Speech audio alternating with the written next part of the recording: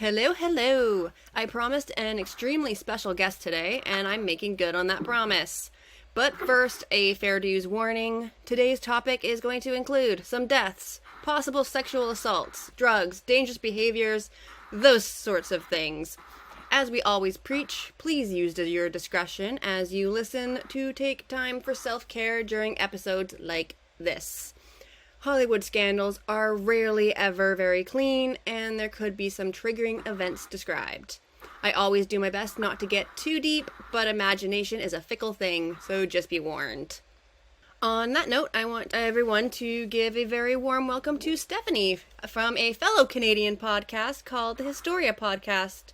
Steph, say hello and introduce yourself to everyone.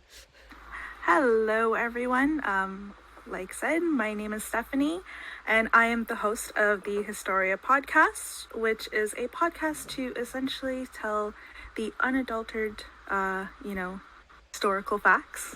And I try to talk about everything from the beginning until the end of time. So, and the podcast is available on Spotify, Apple Podcasts, all the fun stuff. So... So just plug away. Plug. What kind of got you started into history, just so that everybody kind of has a general idea of who you are? History has always been a very big part of my life. One of my fondest memories, and possibly one of my first memories, is my grandfather taking me to the ROM, who is the Royal Ontario Museum here in Toronto, and he always believed that in order to know our future, you have to know and understand our past. Good advice. Very good advice there. Very good advice. So it's, I've always loved it, and I've always been a huge bookworm, so love reading stuff about history, and it's just something I've always gravitated more towards, that and true crime, so. Yeah. Here I am. Well, we're super excited to have you here, especially as another Canadian-bred podcast, and as Gothic sisters, as we found out in our conversations about our weddings this year. Yes. And I know that you're extremely excited about our topic today, so shall we just get right into it? Yes, please. All right. Steph, what do you know about the Chateau Marmont on Sunset Boulevard in Los Angeles, California? Like, from before doing some of the research in prep for today. Honestly, the only thing I knew about was one death that we had spoken about. I'm not sure if you want me to talk about that now, or... We can talk about that one later. Yeah. Okay, yeah. So that's really the only the only thing I've ever actually known about this place, so...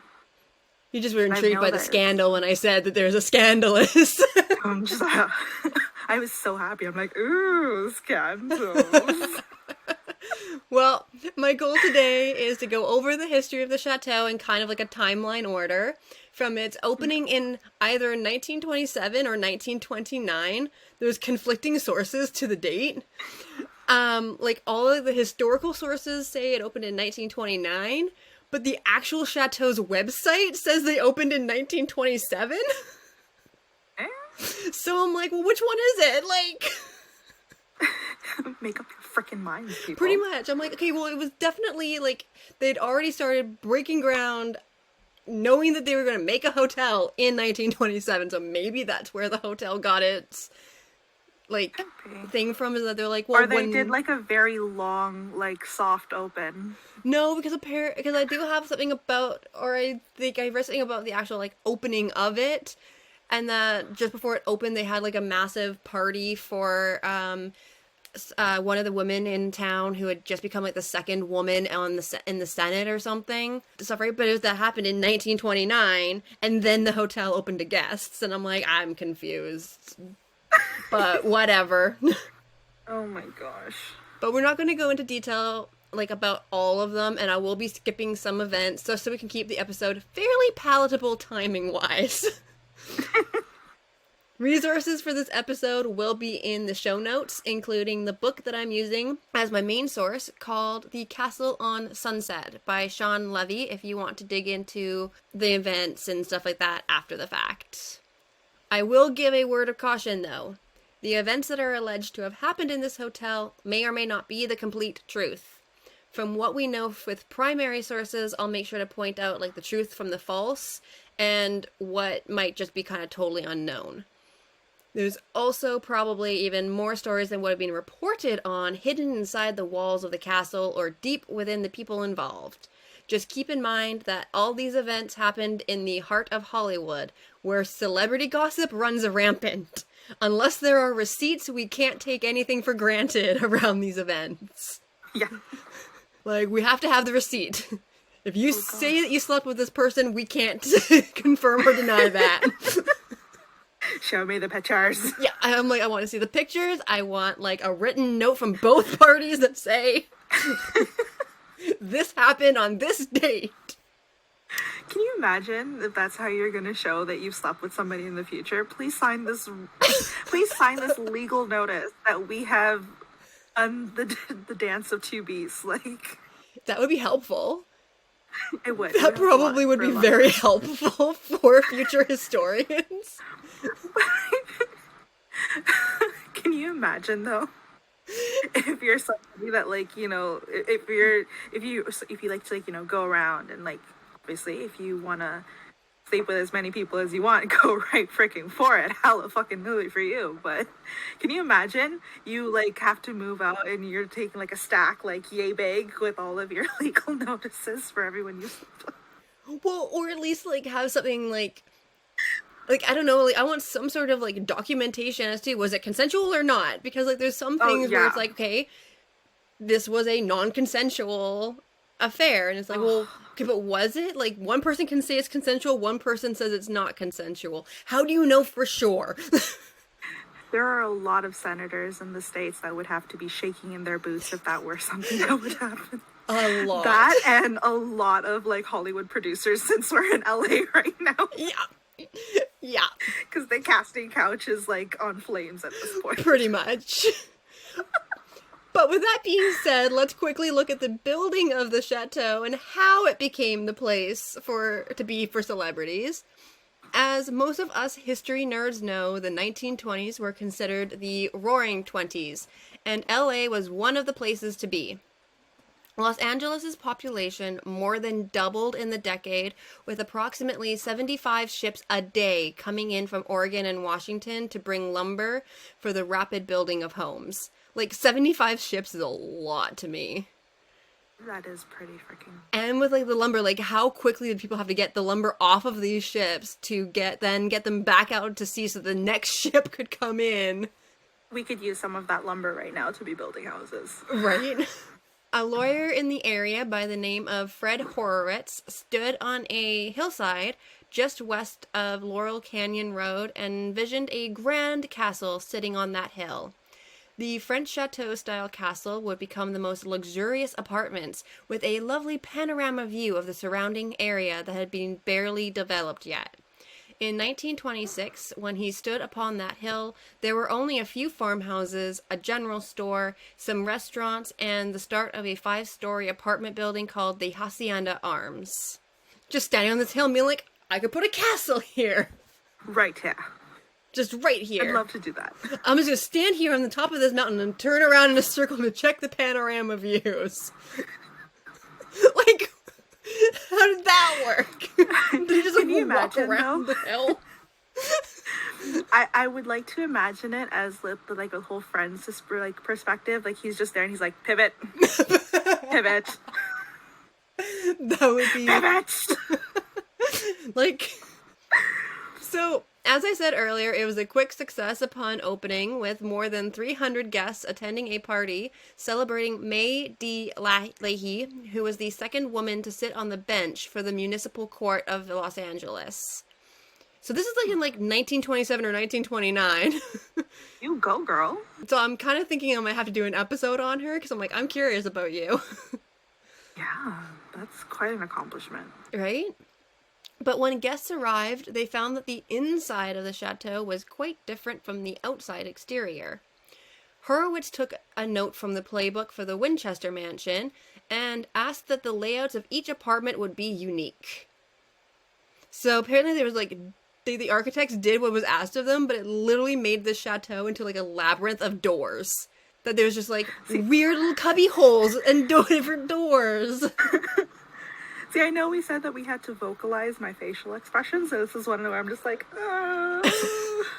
At least there weren't any doors or anything that like it dropped you off of the third story or anything like the Could you Winchester imagine? Mansion, Oh but my like goodness. That would not be a good time. no. Like a personal home, great. You can have whatever you want. But in a place where guests are only there for like a night, they're not gonna get used to where a door is gonna like literally drop them to their deaths. It's not acceptable in any situation. I don't want my last moments on this earth to be me falling out of some random door. Like, I'm just Are you trying sure? to look Because for that'd be a the good story. washroom. I just need to pee. Let me go. Well, you would have probably peed on your fall, so you're... So the confusion of all these doors turned off some of the early potential renters, but later would be seen as a fun quirk to the building. There was also the issue of the furniture, as pretty much all of the money went towards making the architecture of the building spectacular, while wholesaling drab furniture in. Rent was approximately $750 a month at the time for the larger penthouses, but only a few could afford that price, and very few of those few wanted to spend their money on rooms with cheap furniture. In hopes of attracting more renters, this advert was placed in the LA Times. Now open, Chateau Marmont, 8221 Sunset Boulevard, in parentheses, corner Marmont. Inspection invited.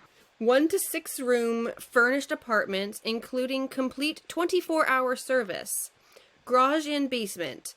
Large rooms and private balconies. Distinctly furnished and decorated. View of Mount Baldy, Catalina Island, and the lights of the city from private balconies and patios. Finest steel and concrete construction, and in parentheses, class AA. Fire and earthquake proof. Oh, I feel so safe. Right? Was that normal at the time to, like, be able to just move into an apartment or something and have it furnished? Like, so it's not like today where we need to, like, literally drag our entire, like, life with us every time we move. You could just pack a bag and just walk in. So at this time, there was a huge spike, and like people were immediately wanting hotels that basically would then be like apartments.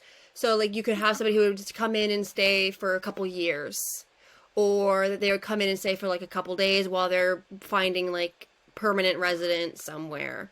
So we did an episode a little bit ago on the Barbizon Hotel for women in New York, and like hotels like this were just springing up everywhere in the 1920s.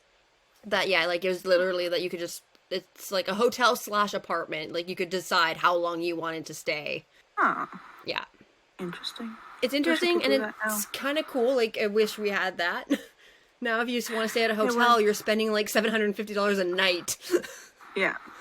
I would think that if we had the option to do that, to do whole situation today, we would essentially have to give them a kidney a month and like rent. Mm-hmm.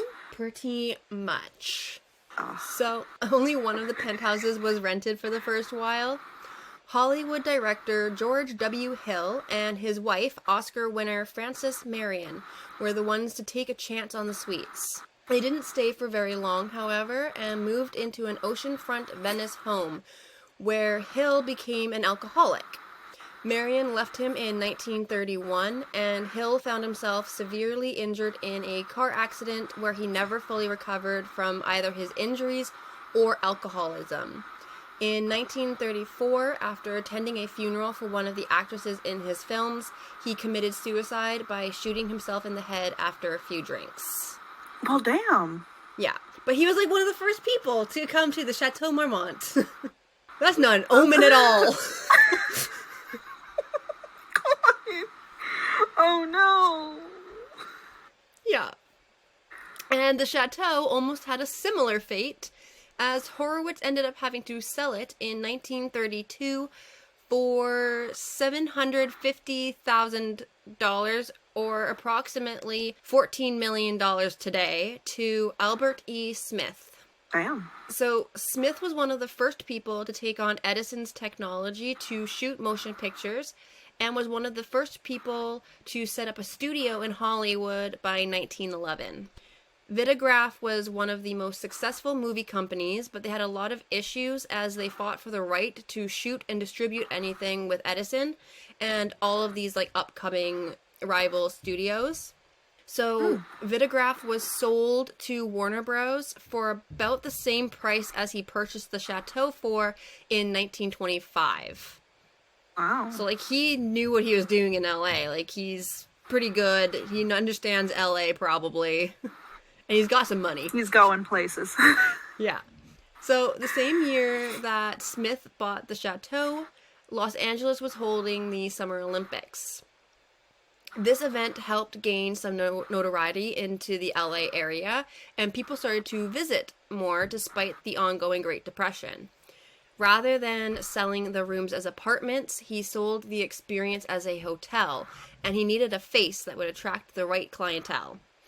That is where Anne Little enters the story of this famous hotel. She used to be a leading lady in silent films before supporting herself in the real estate industry. Which, I'm like, that's an interesting switch, but okay. It is. So it's Anne Little who we can thank for the furniture upgrades, so that guests would feel like they were living in luxury. They kept to the original theme of individuality, though, and each room was furnished with zero resemblance to each other. I don't know how you have time to pick out different furniture for every single freaking room. I don't know either, but apparently they had that time. I'm having a hard time picking out a couch. Right? Now you have to like pick out like full-on furnishings, and like the rooms are like 1 to like 9 like rooms in each apartment. Like Yeah, no. You're doing too much. yeah. So in 1933, an earthquake struck Southern California, causing the death of about 120 people and $40 million worth of damage at the time. Chateau Marmont was built to withstand the regular occurrence of earthquakes, and it did so for like every single earthquake since. Like it never got wrecked and stuff, right? So quickly it kind of became like a refuge for people who needed somewhere that they could feel safe. Even still, the Chateau was fairly quiet compared to the other establishments around it for a good portion of its early years. But it was safe from earthquakes. Like, their advertisement was completely true. They had the receipts. They withstood the earthquakes. Apparently, like... Give them a AAA instead of a AA. Yeah. Like, apparently, if you were in the Chateau, like, you barely even knew an earthquake happened, while 120 people died, and $40 million worth of, like, infrastructure damage happened.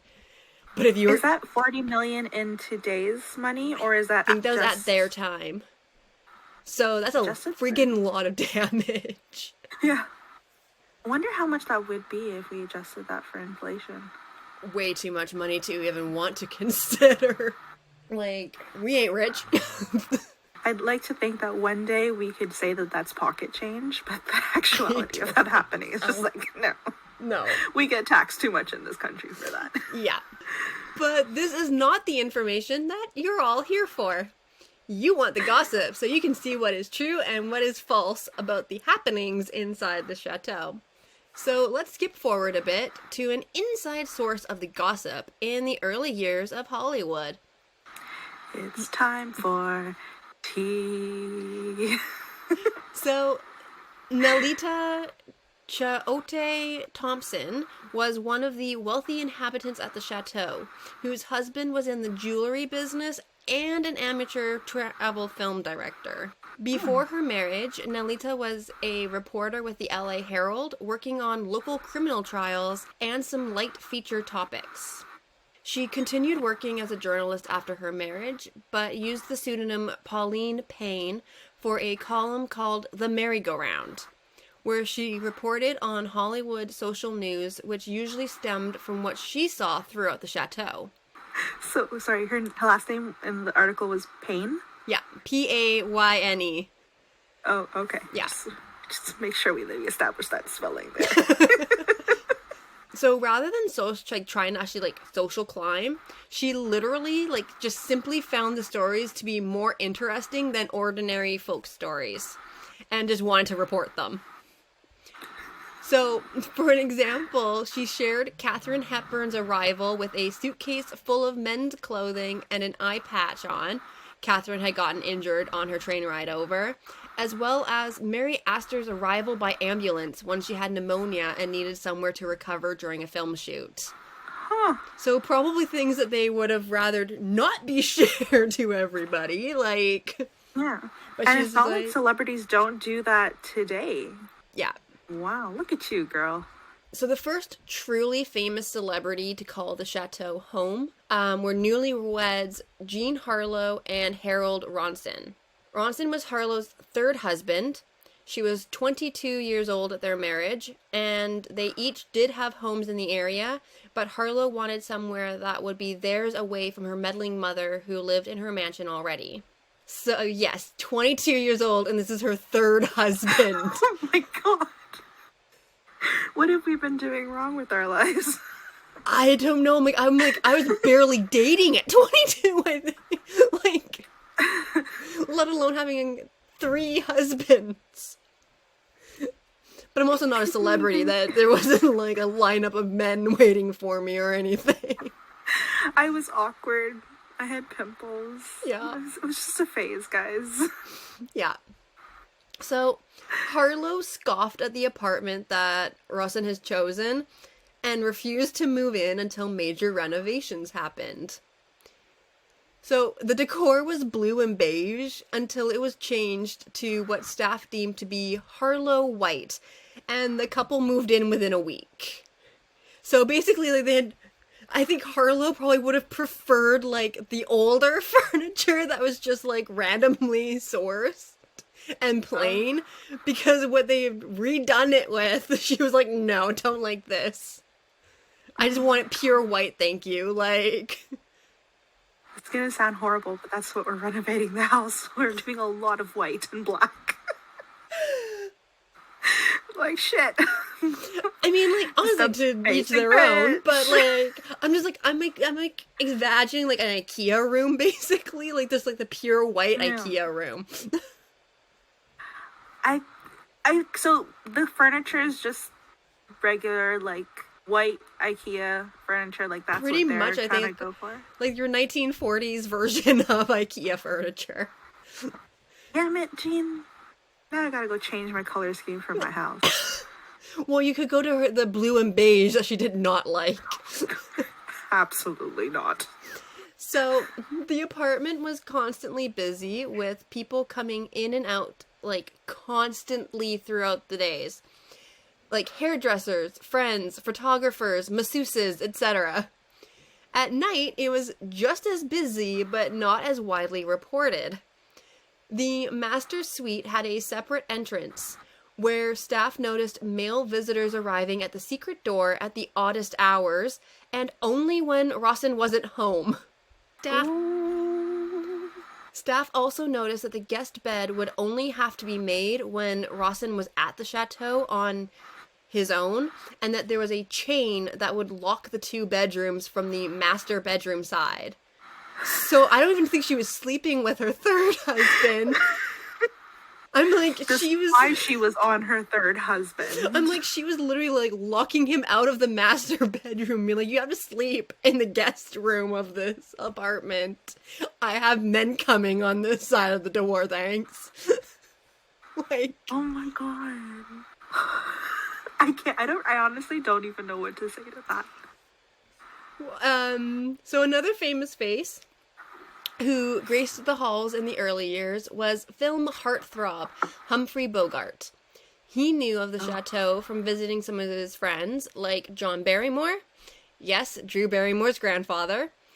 So it was the place that he decided to move his mother into when she was moving from New York to California after the death of her husband. Mrs. Bogart was a successful artist whose work included the Gerber baby food baby, who was based on Humphrey himself. Oh. Yeah.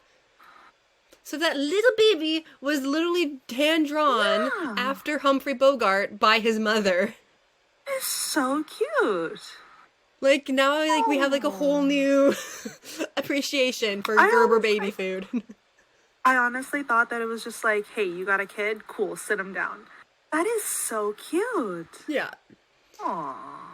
But sadly, in November of 1940, she collapsed in her suite and was rushed to hospital, where it was found that she suffered from cancer and fell into a coma, passing away by the end of the month. Like, she had hidden her cancer. She didn't want anybody to know that she was sick. Shit. Yeah. That's horrible. Ugh. So, one of my favorite residents of the time would be Billy Wilder. Wilder wrote a lot of my favorite scripts from the era, like Some Like It Hot, The 7-Year Itch, and Sabrina. Oh. Right? I didn't even know his name. But all of those movies, yeah, they're freaking amazing. Right? I'm like, we got both Marilyn and Audrey, and like, he got to work with like some of like the best freaking actresses and actors. Wow. So, because of his love of telling stories, we can't take a lot of his accounts of the events in the Chateau Marmont as credible. One such reason is that he loved to change the stories every time he told them, in whatever way he thought would make it more entertaining for his audience at the time.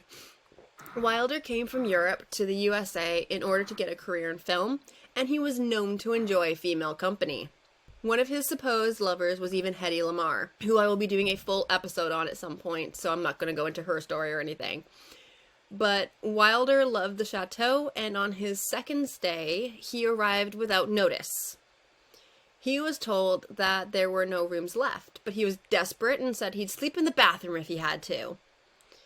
The manager remembered a small closet that was beside the women's washroom and allowed him to stay in it if he really wanted, as long as he kept it locked so no one would walk in on him thinking it was the washroom. He did so for a few days until a room was vacated and he could move into it. Of course, Wilder would often tell it that he lived inside the women's washroom rather than next to it. I was really hoping that you weren't going to say that he was a creep and like, you know, peeking like, through. In the No. wall and just like, oh my god, that would have been so creepy. No, he would just tell people that he lived inside the women's washroom when in actuality he was like in a storage closet next to it. What a weirdo. In one of his later films, though, Wilder even wrote the fictional living arrangements after like his favorite rooms in the Chateau Marmont. Soon the hotel was for sale again, being sold for about half the price that it was sold for a decade ago. A German man decided to buy it from overseas as a good investment, which would become a slight issue as World War II started just after the purchase. Oh. So they were not too pleased of having a German in their midst. Oh. But he was a good boss, so the Americans just watched him warily. At the time, the chateau could be recognized, but people couldn't always recall the name of it. In a way, this was good news, as in the case of a radio personality / musical lyricist named Man Holiner, who committed suicide inside the hotel. But the hotel was never named in the stories about his death for like a long time. Oof. So like, it was kind of good that the hotel's like, see, we don't have anybody who committed suicide here, and we're not even the ones in the paper. Like, we're not named in the paper. So people would be like, oh, we're still good to go to this place. Yeah, it's totally good here. It's not like somebody literally just died on your bed. Yeah. It's totally fine. Yeah. The new ownership, though, was going to make the name known. So more celebrities would come to stay in order to be able to afford the costs of running a business like this. And soon the hotel became the place to be for pretty much anyone who needed to do things without Hollywood's judging eyes on them. It is said that the film studios would tell their talent, cast, or crew to go to the Chateau Marmont for any activities that could ruin their reputations. That basically they're like, if you're like, do not do these things, but if you're going to, go here because you're less likely to get caught by like the public and the media. So, actually, there is one thing where I don't know, and you can correct me if I'm wrong, and this is going to be so weird for everybody. On one of my random binges where I got into the mood of watching Keeping Up with the Kardashians, which, mind you, is not often, but I very clearly remember an episode where I don't remember which girls exactly, but they got dressed up in the fake like the face patches and stuff like that to make you look like someone else. I can't remember what it's called. Okay. But like the special effects makeup. And I could have sworn that at one point of their tour, because I don't know if they were doing like a Hollywood tour, they jumped out because I think they think the paparazzi recognized who they were under all of that special effects makeup. And I could have sworn that that was the hotel that they ran into, because apparently they have a no paparazzi. I'm not sure for like what the hotel is now, because like their website, they don't say much about anything on their website. So it's hard to tell for right now.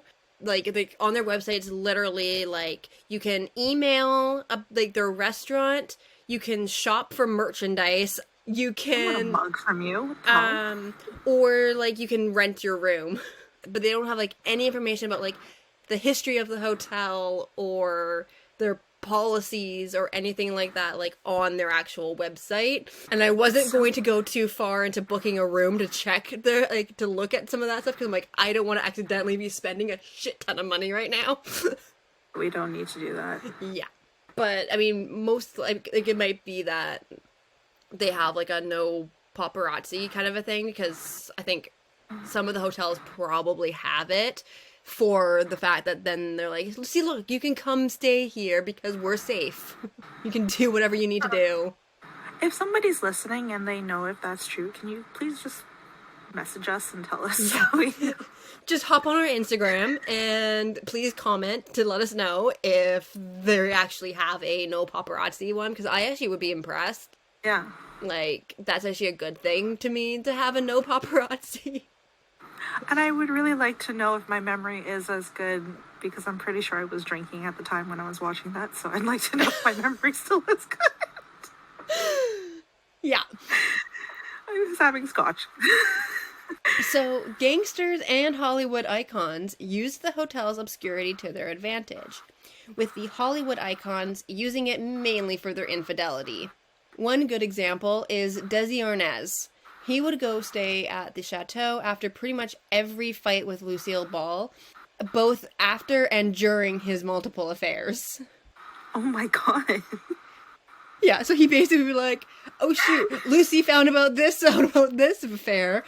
Gotta go to the Chateau where I can go sleep with the next affair, like. Oh my god. Because if I'm anywhere near the house, I'm screwed. Oh my goodness. So I do want to for sure talk about the role that the Chateau Marmont had in the film Rebel Without a Cause. Longtime listeners will know that I absolutely love James Dean and the entire cast of Rebel. For more about James's life, please feel free to head back to listen to our earlier episode on James Dean and Audrey Hepburn. Our number one cast member for this story, however, is Natalie Woods, along with crew member Nicholas Ray. So, Ray moved into Bungalow 2 at the Chateau after a divorce that found him in court-ordered therapy. He had been accused of violence and being a womanizer along with his alcoholism. Healthy combination? Yeah, I'm like, not a good trifecta there, man. The industry itself was doing an investigation into communism in Hollywood at the same time where Ray's Freedom of Information files from the investigation are alleged to have a gap in them. So who knows if he's a communist or not, because... Gaps are never good. Yeah. Ray was known to also be having trysts with a variety of well-known actresses, including Marilyn Monroe, her roommate Shelley Winters, Joan Oof. Crawford, and Zaza Gabor. Oof. And he was having the affairs with like Marilyn and her roommate like at the same time. That it was basically almost Oof. even probably like a threesome, most likely, from what I had read about his affairs. Oof. Chateau, One hell of a threesome. right? Can we just, I mean, let's just take a moment to say, like, dude, high freaking five. Like, So the chateau is where Ray literally ended up holding his headquarters for Rebel Without a Cause as well. It's rumored that James Dean showed up for his first meeting with Ray by entering through the balcony window rather than the front door. why? I think to like be in character. So just like, look, I'm the bad boy. I'm just gonna leap onto the balcony. But like, no one can confirm that rumor, so it's most likely not true. But we do know one disturbing detail for certain. 16-year-old Natalie Woods was having an affair with Ray, who was 27 years her senior. Ooh. This is happening at the same time as her relationship with Rebel co-star Dennis Hopper, who was much closer in age to her. Dennis played Goon in the film, one of the blonde boys in the gang that goes after the main characters of the car chicken race. Oh, yeah. Ooh. Ray was also still sleeping with his variety of actresses mentioned a moment ago as well. Oof. So he's sleeping with like Marilyn Monroe, like actresses more his age, and then a 16-year-old. Oh, I don't like this. So like I'm wondering if there's some abuse there, like if like not like that, like not that she wasn't like fully giving consent, but that he probably like I'm wondering if he would have manipulated her into consent, which to me is still majorly abusive, Yeah. right? But then again, I mean, we do talk about how a lot of, we don't know if this still happens now, but Yeah. we have obviously in the past couple of years heard about people who were essentially forced to give consent to, put out in order to get a role. Yeah. Well, just like in order to have a good time on set and not be like harassed on set and stuff, right? Oh, I don't feel good. Yeah. But, Steph, I know that there was one celebrity who died at the chateau that you immediately latched onto when I mentioned the topic. Did you want Yes. to talk about him and what happened? Like, all I know is that his death is what really put the hotel's name on people's lips and, like, skyrocketed it into public consciousness. So, Yes, I am so happy. Thank you for letting me talk about him because he actually happens to be one of my favorite actors of all time, and I think he's amazing. So, John Belushi is a very well-known actor, comedian, and musician. He's actually one of the original 7 cast members of SNL, and he's appeared in a few cult classics that we might have heard of, like National Lampoon's Animal House, The Blues Brothers, and Neighbors. Throughout his career, though, Belushi had struggled with drug abuse, and that actually got him kicked off of SNL quite a few times. Then he would be forced to get clean so that he can go back on the show. According to Rolling Stones, he had actually rented a bungalow at the Marmont, and at that point in time, it was $200 a day. oh, geez. Yeah. I mean, that's And kind of mind like you, what our this is- hotel rates are like now, so. Yeah. So on March 5th, 1982, Belushi's trainer and bodyguard, Bill Wallace, arrived at the bungalow around noon, and he arrived to deliver a typewriter and a cassette recorder that Belushi had requested. When he opened the door, he found Belushi on the floor, dead. Ooh. So while this was going on, there was a woman who was being arrested on Sunset by the name of Kathy Smith, who just so happened to be Belushi's drug dealer. So turns out that she was with Belushi in the early morning hours of the day, and they got high. She saw him on the floor. She panicked, and she took his rented Mercedes and drove the wrong way on the one-way exit for the Chateau, and was stopped by the LAPD on Sunset. Okay. Yeah, so according Lesson to to John's us, autopsy... don't get high and then try to drive because then you're going to get caught. Yeah, and don't take somebody else's car. Drive your own fucking car. Did she even have her own car, or did she go with him? Like, I would hope that I can't even say she hoped, but I would think that maybe she met him. I mean, there. She's the one bringing the drugs. But according to Belushi's autopsy report, he died from a lethal combination of drugs, which was a combination of cocaine and heroin, which is commonly known as a speedball. So at the time of his death, he was 33 years old. And also what I failed to mention, he was very close friends with Dan Aykroyd, who originally, for all of you who have watched Ghostbusters, the original Ghostbusters, Bill Murray's character was actually written for Belushi. oh, really? Yeah. Okay, that's there cool. there was a documentary from a few years ago called Last 24. And they went and they interviewed people that were connected to famous actors and stuff like that. I do recall an episode about River Phoenix that they did. Okay. But there was one that they did with Belushi, and they actually interviewed Dan Aykroyd.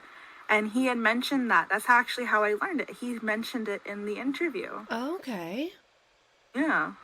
No, that's... I don't really remember, like, Belushi's comedy style and stuff. Like, did he and Bill Murray have, like, a similar comedy style? Or was, like, that character then, like, completely different than what it would have been if it was Belushi? It's very different. Okay. Yeah. So I feel like, Bill Murray kind of has that whole, kind of like a dry, but like a very dry, sarcastic sort of humor, whereas like Belushi's just like, hey, how you doing? Okay. Gotcha. Because I'm like, I don't know as much about like John Belushi and stuff. Like, I didn't get into SNL and like comedy until like more recently. Yeah. So like to me, I'm like, Kate McKinnon. That's SNL to me. But yeah, that's John Belushi. That's the only thing I knew about this place. Well, because so much has happened at this hotel, I'm just going to kind of do like a quick rapid fire list of some of like the other crazy stuff that I'm pretty sure people are going to be interested in. Mainly because if we went through each thing, it would take us hours, and I'm pretty sure that no one wants to listen to that when there's so many other things that we could be talking about in future episodes. But there is one incident that I'm going to dive a little bit deeper into, so I'm going to share it last. Okay, so F. Scott Fitzgerald had a heart attack in the hotel, which is false, because it actually happened across the street, but it's a widely spread rumor that he had a heart attack in the hotel, which he did not. It was literally like across the street in like the soda shop. It's the closest landmark we have. That's what we're going based off of. Yeah, apparently. Jimmy Morrison would swing from the rafters and balconies and pipes, once almost falling to his death from the roof, but walked away fine. I would say he probably did swing from shit, but I'm not sure if it was as frequent and like as deadly as this rumor makes it seem. Oh my God. Led Zeppelin members would drive their motorcycles through the lobby in the 60s. I'm not sure the staff would have actually really allowed that, but honestly, like, who knows anymore with, like, the crap that celebrities were into in, like, the 90s? So, like, in the 60s, I wouldn't see it happening. The 60s, very, like, free love. Yeah, but I don't think I would see them, like... I could see them then, like, having, like, a powwow in the lobby, but not driving their motorcycles through. Zeppelin's not there for powwows. No, I know. But, like, having, like, doing, like, your drugs or whatever in the lobby, I could see that. Yeah. But, like, driving your motorcycle through, like, what's the point? Stuffing the floors. Right? Or the carpet or whatever it was. So, Helmut Newton a photographer, crashed his car into a wall and was killed in 2004. This is unfortunately true. He had escaped Nazi Germany / Poland and made a life for himself in Australia and all over Europe before moving to America. He used to spend every winter in the chateau, and on the fateful day of his death, he had a heart attack at the wheel at the age of 83. Oof. Rumors say that Benicio del Toro and Scarlett Johansson hooked up in the elevator the night before the 2004 Oscars. Wow. Fun fact, she did date Jack Antonoff of now Taylor Swift fame from 2000 to 2002. Which one's that? He is the one who's now like doing a lot of like the writing and music with Taylor for like her newer albums. It's gonna sound horrible, but I'm not really a big Taylor Swift fan. Sorry, I'm more like Black Sabbath. No worries, it's fine. But the fans will know what I mean when I say that he is now of Taylor Swift fame. I thought like what you were saying was like he's like dating her or something. No, you're they're like, oh, that's nice. No, they're friends, but it's a fun fact. So Sorry. Scarlett would have been 19 or 20 years old at the time of the Del Toro rumor, with Del Toro around the age of 37. Oh. So another of those, like, a little bit creepy, not so great of an age difference, if it's true. Nobody knows if it's true or not. There's no receipts for that one. And apparently Scarlett. no elevator footage. Scarlett, if you ever happen to hear this, could you please message us on Instagram to let us know? Yeah, please confirm or deny if you hooked up with Del Toro in the elevator. Britney Spears is said to have had part of her pelvic meltdown at the hotel, being banned for disturbing guests who were dining there because she had food all over her face.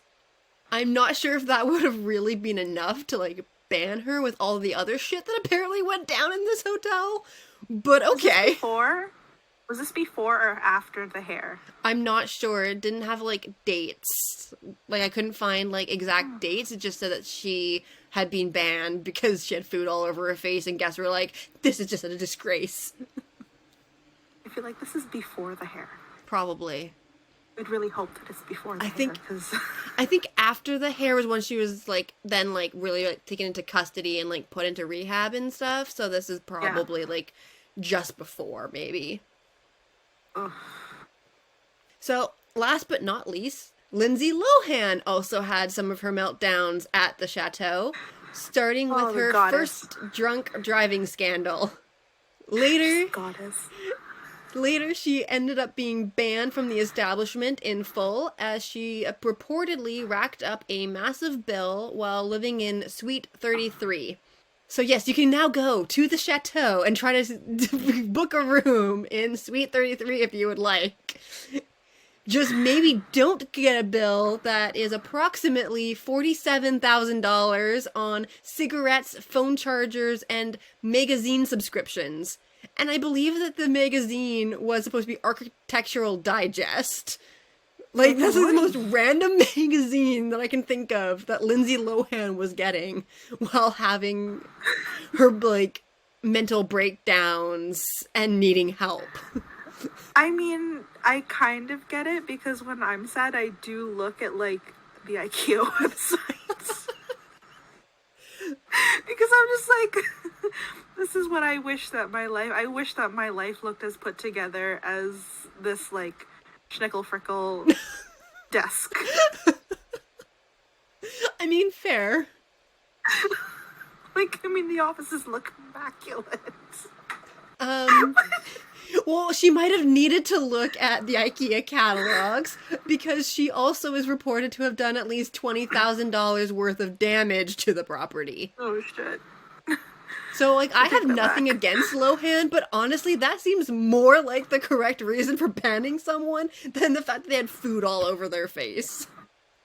I still love you, Lindsay, but, like, oh my god, I'm, like, tearing up. It's ridiculous. So, I was curious and did some research on the Chateau today. They seem to be covering up a lot of like their celebrity mishaps and scandals pretty well. But if you wanted to stay as a regular old hotel guest, it looks like the cheapest room price per evening, like so like for like this month, like for February and March tech kind of a thing. The cheapest room price per evening is $495 USD, with weekends getting up to about $1,015 a night USD. Absolutely not. The rooms actually do kind of look quite nice, with a garden cottage being about $12,000 a night over the weekend or $800 for the weekdays. Absolutely not. I would rather stay in an Airbnb. But even with your basic guest room at the $495 a night, you can get hotel staff to pack and unpack for you if you so choose for free. Like, they will, for free. Sign me up for a room. Just, like, pack you up and unpack you, like, their amenities seem great. Oh my god. Do I at least get to take the shampoo? Or is that, like... Who knows? It may be, like, one of those, like, secret costs. That, like, once you take the shampoo, then they, like, check and, like, you know, like, how with, like, hotel rooms, like, when they have, like, the tea and hot chocolates and stuff? I am never... Yeah. I don't even take it anymore because I'm like, I don't know if they're going to, like, just charge you afterwards or not. Like, some do, some don't, and they don't usually tell you if they do or don't. Until, like, you're checking out, and then they've done, like, a room check. I'm staying in an Airbnb. Or, you know what, I'm just not going to go anywhere at this point. Honestly, I like a good old bed and breakfast. Like, I've stayed at some of the best bed and breakfasts where, like, the people who run them are so nice and, like, welcoming.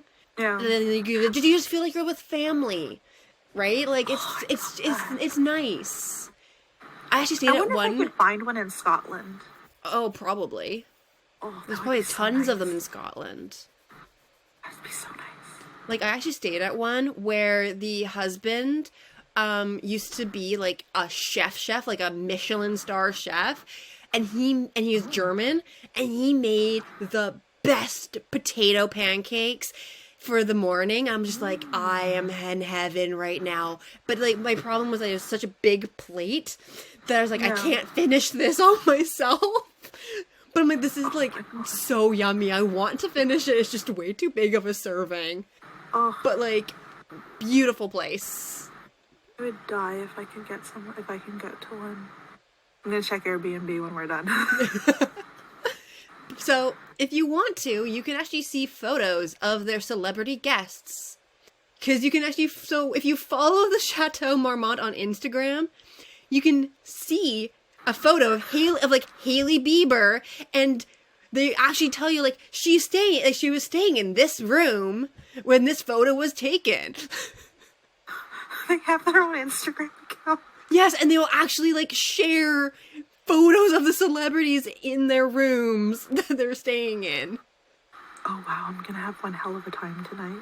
Yeah, because I noticed it, because I saw, like, they did a post about James Dean and his stay, like, during the filming of Rebel, but forgot to mention Nicholas Ray's constant stream of women, including the underage ones.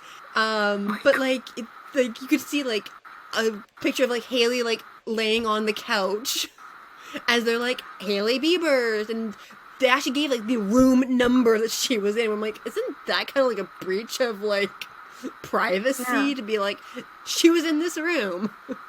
Oh my god. Ugh. Like, in a way, I'm not surprised, but I'm like, I would love to see, like, a hotel or organization take some credit for some of their mistakes. So, like, in that picture of, like, James Dean saying, like, oh yeah, and Nicholas Ray was sleeping with underage women here as well. And this person was here. Like, take credit for it. And be like, look, we're doing better. We don't allow them to have underage women. I highly doubt they would ever do that. Unless there's, like, a descendant of Natalie Wood that's gonna be like, haha, this is what you did. But at this point, he's dead. What are you gonna do? Go after his nephew?